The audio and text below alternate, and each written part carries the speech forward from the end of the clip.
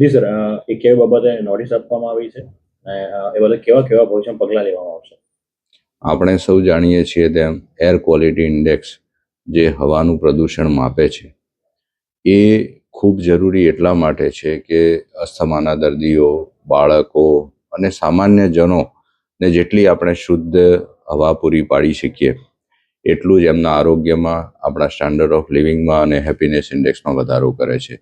રાજ્ય સરકાર કટિબદ્ધ છે અને દરેક કોર્પોરેશનને પણ જે સૂચનાઓ આપવામાં આવી છે એના ભાગરૂપે અમે એર ક્વોલિટી ઇન્ડેક્સમાં સારું પ્રમાણ જળવાઈ રહે અને બહુ ખરાબ ન થાય એના માટે આ જાહેર સૂચનાઓ પરિપત્રિત કરી છે, જેમાં દરેક કન્સ્ટ્રક્શન સાઇટ્સે પોતે ગ્રીન નેટ લગાવવાની રહેશે અને હવામાં રજકણો ન ફેલાય એ માટે કામ કરવાનું રહેશે.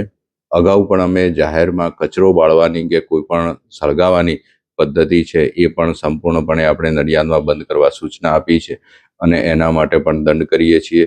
સાથે સાથે અમે પોલીસ અને આરટીઓને વિનંતી કરી છે કે શહેરમાં પ્રવેશતા જે કોઈ વાહનો છે જે રેતી, કાંકરી અને ડસ્ટ પાર્ટિકલને એ ફેલાવે છે તો એવા વાહનો અચૂકપણે બંધ બોડીના હોય યા તો પૂરતા કવર થયેલા હોય અને દરેક કન્સ્ટ્રક્શન સાઇટ્સના કોન્ટ્રાક્ટર્સને અમે સૂચના આપી છે, જેમાં અમારા પણ કામ ચાલે છે કે એ કોન્ટ્રાક્ટરોએ જે કોઈ વાહનો છે એ એકદમ ધૂળવાળા હોય તો એ ધૂળવાળા ટાયરો સાથે નડિયાદ મ્યુનિસિપલ કોર્પોરેશન વિસ્તારમાં ન પ્રવેશે એની કાળજી લેવાની રહેશે. અન્યથા અમે આરટીઓ અને પોલીસ સાથે દંડનાત્મક કાર્યવાહી કરશું. સાહેબ, આ જે કાર્યવાહી નોટિફિકેશન બહાર પાડવું પડ્યું એની જરૂરિયાત શું પડી? કેટલું એક્યુઆઈ નડિયાદનું પહોંચ્યું હતું? સામાન્યપણે એક્યુઆઈની આપણે વાત કરીએ તો 50 સુધીનો એર ક્વોલિટી ઇન્ડેક્સ એ ખૂબ સારો ગણાય છે. 51 થી 100 મોડરેટ ગણાય છે કે જેમાં આપણે સારી રીતે રહી શકીએ. પરંતુ જ્યારે 100 ઉપર જાય ત્યારે આપણે એલર્ટ થઈ જવું પડે અને આગામી દિવસોમાં દરેક સિઝનમાં આ બગડતું ન જાય એના માટે આગોતરા પગલાંના ભાગરૂપે આપણે આ પગલાં લીધા છે.